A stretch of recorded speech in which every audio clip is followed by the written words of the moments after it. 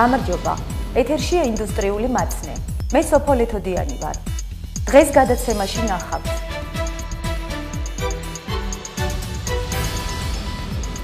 საქართველოში მძიმე მრეწველობის საერთაშორისო ბიზნეს ფორუმი გაიმართა. შემთხვევა ფეროშენადნობთა ქარხნის საამქროში. რას ფიქრობენ მაღაროელები და მეტალურგები სადაზღვევო პირობებზე, რომლითაც ჯორჯიან მანგანეზის თანამშრომლები და მათი ოჯახის წევრები სარგებლობენ. პროფესია ენერგეტიკოსი, ინდუსტრიული მაცნეს გადამღები ჯგუფი ვარციხე ჰესში. მაღაროელთა ქალაქში ჭიათურობა 2015 იზეიმეს.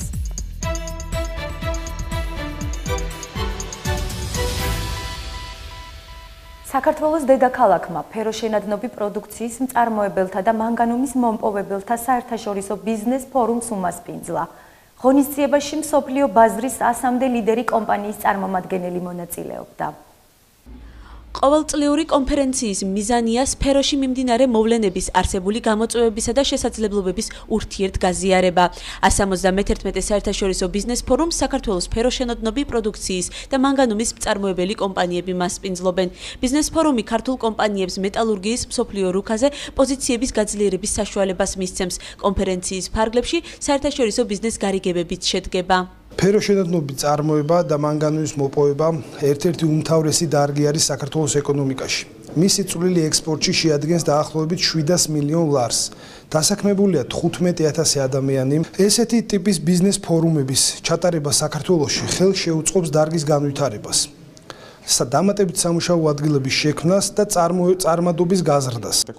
ამ კონფერენციამ საშუალება მომცა პირადად გავცნობოდი ქართულ მწარმოებლებსა და საწარმოებს. ფიქრობ, რომ ქართულ ფეროშენადნობებს მსოფლიო მეტალურგიის ბაზარზე დიდი პერსპექტივა აქვს. დღეისთვის აშკარაა მეტალურგ მწარმოებელთა ინტერესი ქართული წარმოების მიმართ. ამ ეტაპზე რამდენიმე ქართულ საწარმოსთან გვაქვს მოლაპარაკება. დარგის განვითარების მიზნით ქართულ ბაზარზე არსებული კომპანიები უახლოეს მომავალში ფეროშენადნობი პროდუქციის მწარმოებელთა და მანგანუმის მომპოვებელთა ასოციაციის დაფუძნებას გეგმავენ. საქართველოში მძიმე მრეწველობის საერთაშორისო ბიზნეს ფორუმი პირველად გაიმართა. მონაწილეებმა მოინახულეს ზესტაფონის ფეროშენადნობთა ქარხანაც და მაღალი შეფასება მისცეს წარმოებულ პროდუქციას.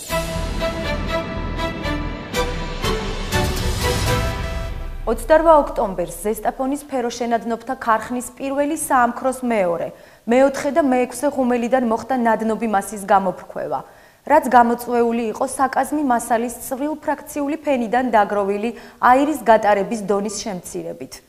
აღნიშნული პრობლემის შესაძლო დადგომის შესახებ საამქროს მუშები წინასწარ იყვნენ გაფრთხილებული. მათ უსაფრთხოების ნორმების დაცვაზე ყველა ინსტრუქცია ჰქონდათ მიღებული. ღუმელის გაუმართავი მუშაობის პირველივე ნიშნებისას თანამშრომლებმა დროულად დატოვეს ტერიტორია. Авариას არ მოყოლია არც ერთი თანამშრომლის დაზიანება. Руда, которую мы берем из Чиатуры, она мелкая, мелкофракционная. ჭიათურის მადანი წვრილი ფრაქციისაა, მისი დიამეტრი მხოლოდ 0,20 მმ შეადგენს. ღუმელებში გაჩნდა ნადები, შემცირდა აირის გატარება და მოხდა ღუმელში არსებული მასალების გამოფრქვევა. ხალხი გაფრთხილებული იყო, ჩვენ მათ მივეცით ინფორმაცია, რომ მსგავსი შეიძლებოდა მომხდარიყო. ამის გამო ავარიას მსხვერპლი არ მოჰყოლია. ადამიანებმა შეამჩნიეს, რომ ღუმელი ცუდად მუშაობდა და იქაურობას მოშორდნენ.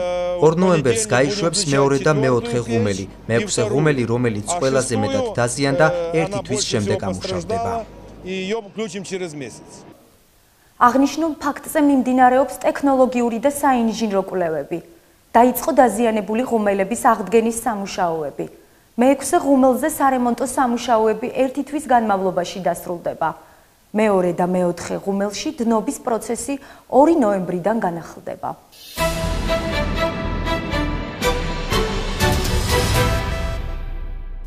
განვაგრძობთ გამოშვებას. უკვე რამდენიმე წელია კომპანია ჯორჯიან მანგანეზში დასაქმებულთათვის ჯანმრთელობის დაზღვევის პაკეტის დახვეწაზე და სერვისის გაუმჯობესებაზე მუშაობენ. ამ სადაზღვევო პაკეტით არა მხოლოდ საწარმოში დასაქმებულები, არამედ მათი ოჯახის წევრებიც სარგებლობენ. ვრცლად ჩვენ სიუჟეტში მოგითხრობთ. ჯანდაცვის მიმართულების განვითარებას ჯორჯიან მანგანეზი დასაქმებულთა სოციალური უზრუნველყოფის მიზნით მრავალფეროვანი სადაზღვევო პროგრამით არეგულირებს. ქარხნის თანამშრომლები და მათი ოჯახის წევრები, მათ შორის შვილები 25 წლამდე კლინიკა ფერომედის ფუნქციონირების ძირითადი რესურსია, რომელიც ჯორჯიან მანგანეზის შვილობილ კომპანიად მოიაზრება და მასთან წარმატებული ურთიერთობის ფონზე რეგიონში ერთ-ერთ მოდერნიზებულ სამედიცინო დაწესებულებად ითვლება. სადაზღვევო პაკეტის ფარგლებში ჯორჯიან მანგანეზის დაზღვეულ კონტინგენტს ულიმიტო და უფასო სამედიცინო კონსულტაციებთან ერთად მედიკამენტის ღირებულებად 70%-ით უფინანსდება. წამლების მხრივ ძალიან ყოფილი ვართ, ეს ძალიან მჭირდება. უკვე ასაკში ვარ და მეტი მჭირდება რა თქმა უნდა და ყოველ თვეში მჭირდება ექიმთან მისვლა, ეს ყველაფერი უფასოდ არის და რა ვიცი, ძალიან ყოფილები ვართ. სადაზღვევო პაკეტის საფუძველზე მთლიანად ფინანსდება ეკატერინე აბაშიძის ოპერაციაც. პაციენტი ამბობს, რომ მისთვის ქირურგიული ჩარევა აუცილებელი, რაც საკმაოდ ძვირიჯდება. თუმცა ის როგორც ჯორჯიან მანგანეში დასაქმებულის ოჯახის წევრი, ყველა ხარჯისგან თავისუფალია. ჯანმრთელობის დაზღვევის ბარათი მას ამის საშუალებას აძლევს, რის გამოც ძალიან კმაყოფილია. მე ვიკეთებ ხელოვნური სახსრის ოპერაციას, რომელმაც დამაფინანსეს მთლიანად, არ მეხარჯება არავითარი თეთრი, ართი თეთრიც არ მეხარჯება და ეს ძალიან ძვირი ხდება. ასე რომ მე ამას ვერ გავიკეთებდი თუ არ დამაფინანსებდა ვინმე. სადაზღვევო პაკეტი მაქსიმალურად არის მორგებული დაზღვეული კონტინგენტის ინტერესებზე. გარკვეული გამოცდილების შემდეგ, როგორც ჯორჯიან მანგანეზის ჯანმრთელობისა და დაზღვევის მიმართულების კოორდინატორი განმარტავს, შესაძლებელი გახდა მნიშვნელოვანი სიახლეების განხორციელება. გაიზარდა მედიკამენტის ანაზღაურების ლიმიტი და გაფართოვდა პროვაიდერი კლინიკების ჩამონათვალი, რაც დაზღვეულ პირს თავისუფალი არჩევანის საშუალებას აძლევს. მსხვილ კომპანია იმედიალსა და კლინიკას შორის კითხვაზე პასუხისვადა მაქსიმუმ 3 დღეა. მაია მახარაშვილის განმარტებით ამ სერვისით ჯორჯიან მანგანეზის თანამშრომლები ბოლო რამდენიმე წელია სარგებლობენ, თუმცა ის ახლა უფრო გამართულია. გვაჩვენა გამოცდილებამ, რომ დაზღვეულები, რომელსაც სჭირდება უფრო ესეთი ხანგრძლივი მკურნალობა, ძალიან ესეთი ძვირად ღირებული მედიკამენტებით მკურნალობა, მათ უფრო ცუდ მდგომარეობაში აყენებდა ის ძველი პოლისი და შესაბამისად გავზარდეთ ლიმიტი 1000 ლარია დღეს მედიკამენტის ლიმიტი, თუმცა თანაგადახდა ჩაიდო. მაგრამ ეს მაინც ძალიან დიდი შეღავათია ჩვენი დაზღვეულებისთვის, რომ იმისათვის რომ მათ ის დანიშნულება, რომელსაც ექიმი აძლევს, შეასრულონ და გაიზარდა ასევე თვითონ მომსახურების ლიმიტები, სტაციონარში მომსახურების ლიმიტი გაზრდილია. გაზრდილია გადაუდებელი შემთხვევების ლიმიტი. მშობიარობის ლიმიტი არის 800 ლარი. ძალიან მნიშვნელოვანი ერთი ფაქტორი, რომ მიუხედავად აი ამ ჩარჩოსი, ასე ვთქვათ, რომ პროვაიდერების ჩამონათვალი აქვს სადაზღვეოს, არსებობს ესეთი მიდგომა. გადაუდებელ შემთხვევაში ჩვენ დაზღვეულს შეუძლია ნებისმიერ ადგილას იმ წუთას, სადაც არის, ნებისმიერ კლინიკას მიმართოს. ერთადერთი პირობა რჩება ამ დროს, რომ შეტყობინება გაკეთდეს სადაზღვეოში.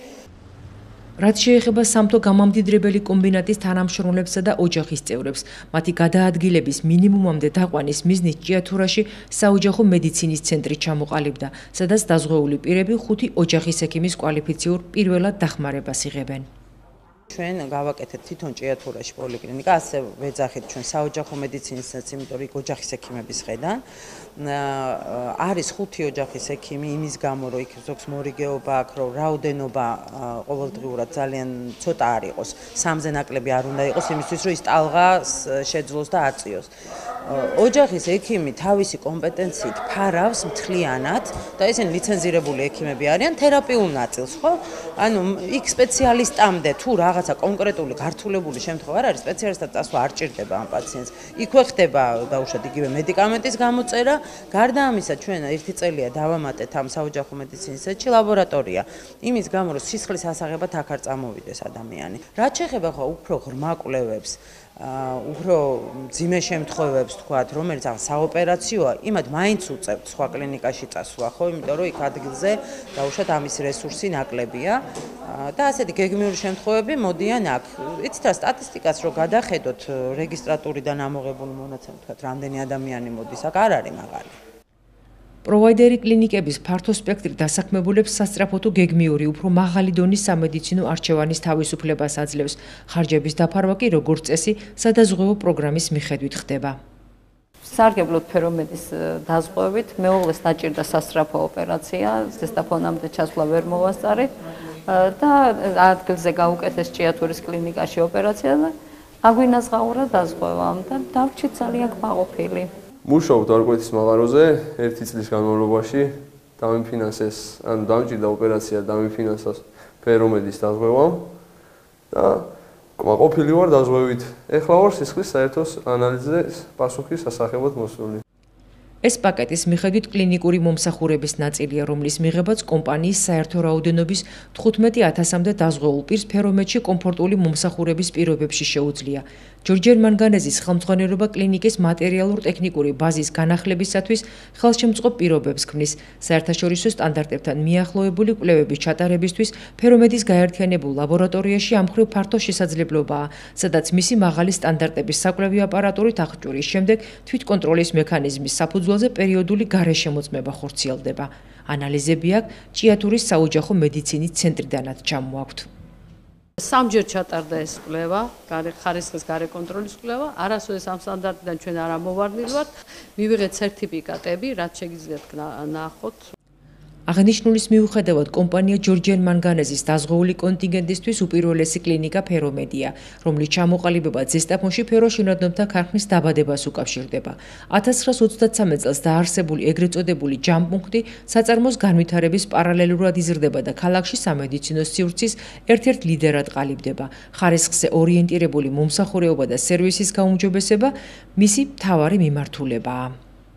არსებული დაწესებულება დაფუძნა როგორც ЧПС ფერომედი, დამფუძნებელი იყო და არის ფეროშენადობთა ქარხანა, ამჟამად მისი სამართალმემკვიდრე GM-ი სახელი არ შეცვლილა, თუმცა მას შემდეგ ძალიან ბევრი რამ შეიცვალა დაწესებულების განვითარების მიმართულებით.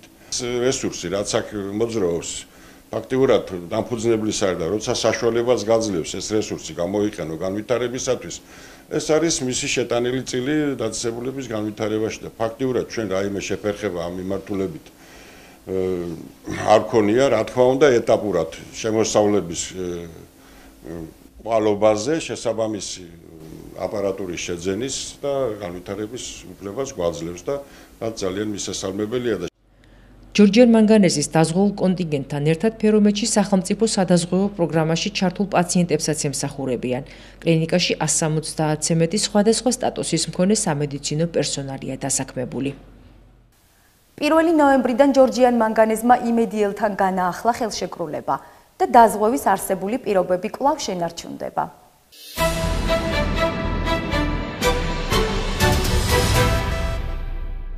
დღეს ჩვენ ენერგეტიკოსის პროფესიის შესახებ გიამბობთ.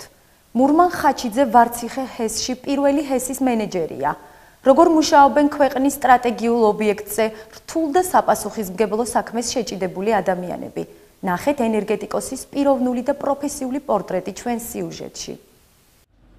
10 წელია ენერგეტიკოსია და წყლის ენერგიად გარდაქმნის ურთულეს პროცესში მონაწილეობს. ვარციხე 2005-ში მურმან ხაჩიძეს კვალიფიციური, სერიოზული პრაქტიკული გამოცდილების მქონე კადრის სტატუსი აქვს. ქვეყნის ერთ-ერთი სტრატეგიული ობიექტის ფლაგმანის პირველი ჰესის მენეჯერი ამბობს, რომ ენერგეტიკა ურთულესი დარგია და ამ სფეროში მოღვაწეობა ფართო სპექტრის ცოდნას საჭიროებს. საინტერესო საქმე გახლავთ, იმიტომ რომ ფართო სპექტრის ცოდნას მოითხოვს რა, ფართო სპექტრის. ზე ჰიდრაულიკა უნდა იცოდეს ადამიანმა აუცილებლად. ჰიდრაულიკური ავტომატური ნაწილები გვაქვს აქ. უნდა გქონდეს მექანიკაში, უნდა ერკვეოდეს ენერგეტიკაში, ელექტრონიკაში, ციფრულ ტექნიკაში და ამ ბოლო დროს მივიღეთ დანადგარები, სადაც უკვე პროგრამულ უზრუნველყოფაზეა გადასული ტექნიკა და ესეც საჭიროა უკვე ამის ცოდნაც. 2005 წლიდან მას შემდეგ რაც საწარმოში ცვლილებების პროცესი დაიწყო და ჰიდროაგრეგატებისა და ენერგოდანადგარების კაპიტალურ და მიმდინარე რეაბილიტაციაში ადგილობრივი კადრი ჩაერთო, დატვირთვა ძირითადად იმ ჰესზე გადავიდა, სადაც მეტი ინტელექტუალური რესურსია. მურმან ხაჩიძისა და მისი გუნდისათვის სიძნელეებთან ჭიდილი და კვალიფიკაციის ამაღლებაზე ნიადაგზრუნვა მეტი ადრენალინია. ბავშვობიდან სიძნელეების დაძლევისას ძალიან კარგ განწყობაზე ვდგებოდი ყოველთვის და გამარჯვების შეგრძნება მქონდა ყოველთვის და ისეთი რაღაცა რა, ჩემი დღევანდელობა და ყოველდღიურობა რა, უпростоრად. იმ კავშირგეთებებისას ისეთ რთული ამოცანებია ხანდისხან გადასაჭრელი, რომ იმის გადაჭრა ეთქვას სიამოვნებას ვქრის მე რა. მართლაც რომ საამაყო საქმეა რა. და დღესდღეობით თქვენ თუ გადახედავთ პროფესიონალიზმი უკვე პატრიოტიზმთანაა გაიგივებული რა, რაც უფრო მეტია პროფესიონალი, მით უფრო მეტია დოვლათი იქნება მეტი, ეკონომიკა ძლიერია. ვარციხე 2005-ის პირველი ჰესის 223 მეგავატიანი სიმძლავრის აგრეგატიდან ნომერ პირველი რემონტშია. მის ექსპლუატაციაში გაშვებას ენერგეტიკოსები ერთ კვირაში ვარაუდობენ. ახლა აგრეგატს შრობის პროცესი აქვს.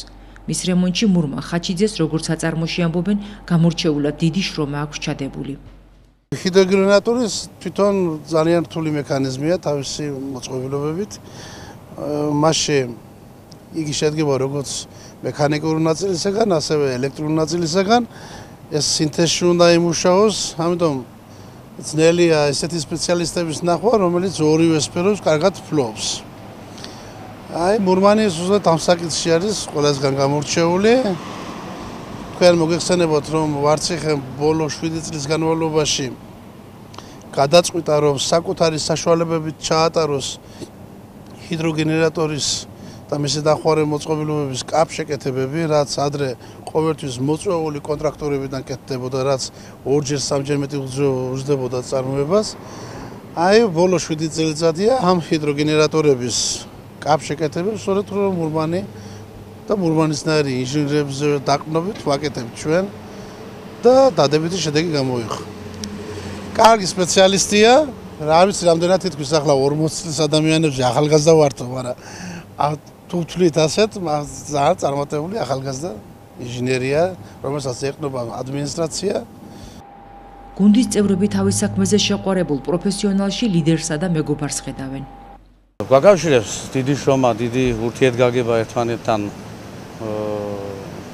მურმანიზე საუბრობთ, არის კარგი სპეციალისტი. აი, კაპრემონტები მიდის და მურმანი არის ხელმძღვანელი, მეთვალყურე, მე წარმოებლად მუშაობ და გვაქვს ჩვენი ბრიგადა, საკმარისად კარგი დაოსტატებული, უკვე პრაქტიკულად დაოსტატებული ხალხი და ვიღრმავებთ სოდნასაც. რთული სამუშაო დღის შემდეგ ენერგეტიკოსთა დასახლებაში გეგუთში ბრუნდება, სადაც 2 წლის ბაია, მეუღლე და მოხუცი მშობლები ეგებებიან. რამდენიმე კვირაში ოჯახი კიდევ ერთი ახალი წევრით უნდა გამდიდრდეს და მურმანიც 2 შვილის მამა გახდება. ოჯახის უფროსი გურამ ხაჩიძე პირველი დღეებიდანვე ვარციხე ჰესის კასკადის მშენებლობის მონაწილეა და პირველი თაობის ენერგეტიკოსთა ხუთეულში მოიაზრება. მამის გზას მოგვიანებით მურმანთან ერთად მისი ძმაც ირჩევს. საწარმოშია დასაქმებული ხაჩიძეების ოჯახის მესამე ვაჟიც. ეს არის 24 საათიანი სამუშაო. რა დროს დაუძახებენ, რა დროს დაჭირდება მშენებლობა გესის მომსახურება, იმ წუთში უნდა მაგისთვის ოჯახი მაშინ არ არსებობს. საერთოდ არ ვარსებობ ჩვენ. ის გიჟივით მიდის და რა ვიცი ახლა ჩვენც კიდე მივყვებით რომ რაღაცა გზაში მივაწოდოთ და ნორმალურად გავიდეთ სახლიდან. ძალიან დაძაბული სამუშაო. მურმან ხაჩიძეს თავისუფალი დრო ცოტა აქვს, რომლის მეტ ნაწილსაც ტექნიკურ ლიტერატურასთან ატარებს. მალე წყალუხვების პერიოდი დაიწყება და მას მომზადებულები უნდა შეხვდნენ. პარალელურად საწარმოში გადაიარაღების პროცესია დაგეგმილი. ამ ყველაფერზე ქარხანა დამამზადებელთან ერთად ადგილობრივი კადრის პოტენციალიც იქნება გამოყენებული, სადაც პირველი ჰესის კოლექტივთან ერთად მურმან ხაჩიძე როგორც საქმის პროფესიონალი თავის სიტყვას იტყვის. ინდუსტრიული მაცნე მომავალშიც გაგაცნობთ ჩვენი კომპანიის წარჩინებული და ღვაწლმოსილი პროფესიონალების ცხოვრებას.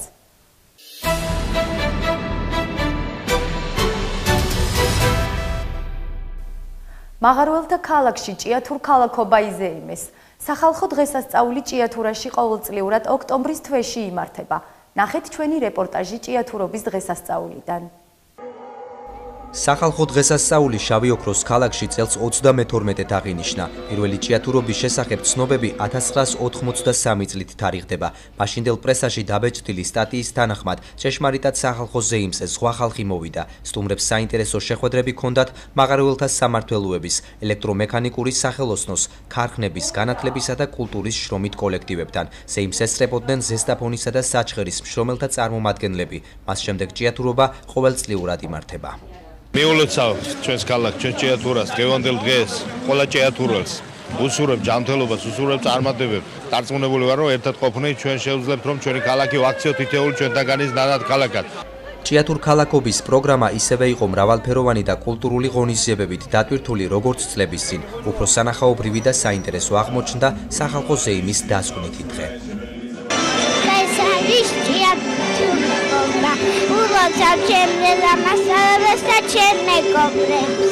როგორც ყველა ორგანიზაციამ ჭიათურის სამთო განმარტებელ კომიტეტმაც აღნიშნა დღევანდელი დღე. მე მინდა დიდი მადლობა გადავუხადოთ ჩვენს ხელმძღვანელობას და კიდევ ყველა სულოცავ დღევანდელ დღეს. მოეწყო თბილისის სამხატვრო აკადემიისა და მუნიციპალიტეტის სამხატვრო სკოლების მოსწავლეთა ნახატებისა და ხელნაკეთი ნივთების გამოფენა. გაიმართა სპორტული ღონისძიებები და ტრადიციულად წელსაც უხვად იყო ეთნოგრაფიულ ეზოში იმერული სამზარეულო, სადაც სტუმრებს შემოდგომის ნობათით უმასპინძლებოდნენ. წვიმიანი ამინდის მიუხედავად ღონისძიებას სტუმარი ბევრი ყავდა. ჭიათურლები ყოჩაღები ხართ და ყველაფერი ლამაზია ჭიათურაში. ქალაქის დღესასწაული დიდი ზეიმია და ცუდი ამინდის მიუხედავად აქ ყველაზე იმობს. მაღარუელთა ქალაქში სტუმრებს კომპანია ჯორჯიან მანგანეზი ანდრია პირველწოდებულის სახელობის მშენებარე ტაძრის ეზოში საგანგებოდ მოწყობილ კუთხეში მასპინძლობდა. გილოცავთ ყველას დღევანდელ დღეს ჭიათურობას გილოცავთ. ძალიან კარგია, რომ კიდევ ერთხელ აღინიშნა დღევანდელი დღე და იმედია, რომ კიდევ ერთი კარგი დღე ჩაიწერება ჭიათურის ისტორიაში. დღეს ჩვენ წარმომადგენელი ვართ ისევე როგორც ჩვენი კომპანია სამივე სტრუქტურით. აქ არის ზესტაფონის ფეროშეადნომი, ჭიათურის კომბინატი და ვარციხეგესის თავის ხელმძღვანელობა. ვცდილობთ, რომ მაქსიმალურად ხელი შევუწყოთ არა მარტო ჭიათურად, მთლიან ამ რაიონს, მთლიან რეგიონს ხალხის კეთილდღეობისთვის და წინსვლისთვის და საომავლო განვითარებისათვის. ტრადიციულად წელსაც სხვადასხვა სფეროში მშობლიური ქალაქისთვის გაწეული ღვაწლისთვის საპატიო ჭიათურლები აერჩიეს. საქართველოს დამსახურებული არტისტი როდერ ჩაჩანიძე, მსახიობი იზა ჯიშკარიანი, მოჭიდავე რაიდი აბრამიშვილი, ექიმი მერაბ კაპანაძე და ისტორიკოსი ანზორ ასათიანი, რომელსაც საპატიო ჭიათურელის ტიტული გარდაცვალების შემდეგ მიენიჭა. მე ჯილდოები არ მაკლია, მაგრამ საპატიო მოქალაქეო იყო შენი ქალაქის ეს ყველაზე დიდი ჯილდო არის. წარმოშობით ჭიათურელი ვარ, ამიტომ სული და გულით ვერთდები ყოველი ჭიათურელის დღევანდელ დღეს, ყოველი ჭიათურელის საზეიმო დღეს და ულოცავ ჩემთვის უსაყვარლის ქალაქში. სახალხო დღესასწაული მაღარუელთა ქალაქში ყოველწლიურად ოქტომბრის თვეში აღინიშნება. ჯორჯიან მანგანეზი აქტიურადაა ჩართული ქალაქის ცხოვრებაში და საკუთარი წვლილი შეაქვს ჭიათურ ქალაქობის სადღესასწაულო ღონისძიებებში. თქვენ უყურებთ გადაცემას ინდუსტრიული მაცნე. მე გემშვიდობებით. მომავალ შეხვედრამდე.